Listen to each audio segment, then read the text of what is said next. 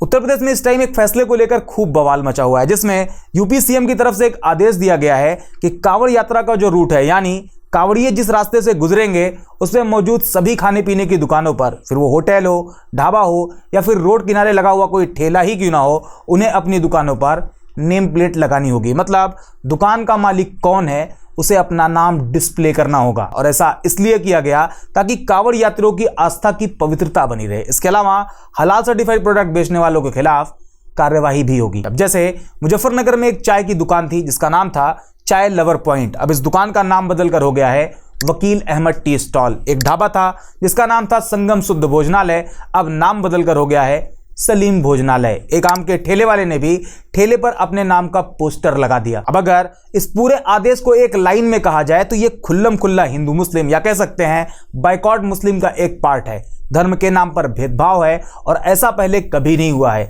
ये पहली बार है जब इस तरह के फरमान सामने आए हैं। अब ये कोई छोटा मोटा मुद्दा तो है नहीं, क्योंकि इसका डायरेक्ट नेगेटिव इंपैक्ट मुस्लिम दुकानदारों पर ही जाएगा। ऐसे में जो हमारे देश के सेक्युलर लीडर हैं, जो खुद को रिलीजन बेस्ड पॉलिटिक्स से अलग मानते हैं, उनका क्या कहना है आइए आपको बताते हैं। समाजवादी पार्टी के मुखिया अखिलेश यादव इस आदेश पर कहते हैं, और जिसका नाम गुड्डू, मुन्ना, छोटू या फत्ते है उसके नाम से क्या पता चलेगा। माननीय न्यायालय स्वतः संज्ञान ले और ऐसे प्रशासन के पीछे शासन तक की मंशा की जांच करवाकर उचित दंडात्मक कार्यवाही करे। ऐसे आदेश सामाजिक अपराध है जो सौहार्द के शांतिपूर्ण वातावरण को बिगाड़ना चाहते हैं। अमेठी से स्मृति ईरानी को हराने वाले कांग्रेस सांसद किशोरी लाल शर्मा ने कहा, इस तरह की सलाह गंगा जमुनी तहजीब को नष्ट कर देगी। उन्होंने ये भी कहा कि हिंदुस्तान में ऐसा नहीं होना चाहिए। आरजेडी के सांसद मनोज झा ने कहा, क्या वो फलों से पूछेंगे उन्हें हिंदू ने उगाया है या मुसलमान ने? क्या वो सब्जियों से पूछेंगे कि उन्हें किसने उगाया है? ऐसा नहीं किया जाना चाहिए। खुद एनडीए ग्रुप की पॉलिटिकल पार्टी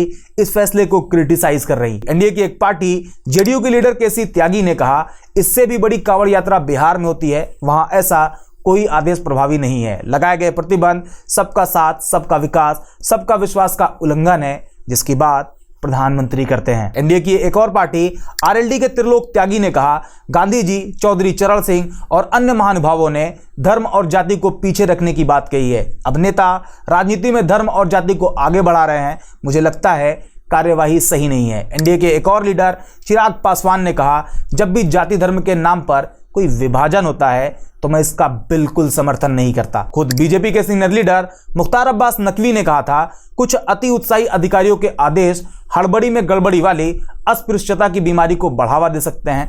आस्था का सम्मान होना चाहिए पर अस्पृश्यता का संरक्षण नहीं होना चाहिए।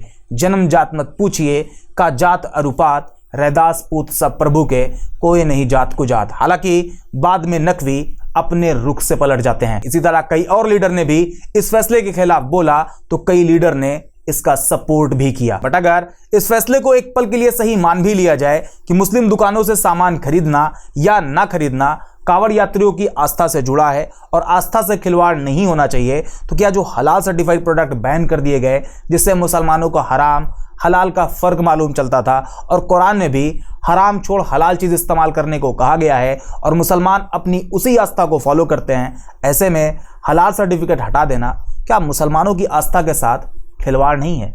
आखिर ये भेदभाव क्यों? आपको क्या लगता है? कमेंट में जरूर बताओ।